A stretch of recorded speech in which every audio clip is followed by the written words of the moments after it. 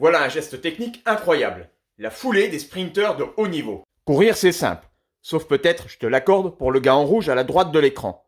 Mais sinon, il suffit de mettre un pied devant l'autre, de plus en plus vite, et de répéter ça. Alors non, c'est pas si évident, puisqu'il faut que les jambes tournent vite, surtout en sprint, on appelle ça la fréquence, et en même temps, il s'agit de conserver une belle foulée avec de l'amplitude. Les sprinteurs sont donc constamment à la recherche du meilleur compromis. Et ça, c'est très difficile. Pour que la foulée te propulse vers l'avant, il faut générer de la force, et donc pousser le plus fort possible sur la piste. Mais pour aller vite, il faut passer le moins de temps possible au sol.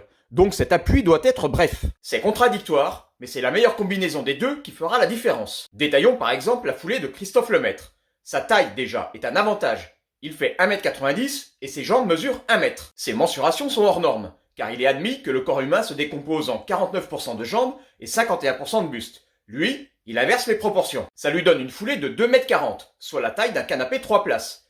Il lui faut donc juste 42 foulées pour avaler un 100 mètres. Grâce à ses fibres musculaires rapides, il est plus véloce et tourne les jambes plus vite. Plus de 4 foulées à la seconde. Du coup, sur un 200 mètres, il passe 60% de son temps en l'air pour 40% au sol. C'est lié au fait que les sprinteurs ont un temps d'appui sur la piste très court, 80 millièmes de seconde, contre 120 à 150 millièmes de seconde pour un autre coureur. La pression exercée sur ses chevilles à chaque appui est extraordinaire.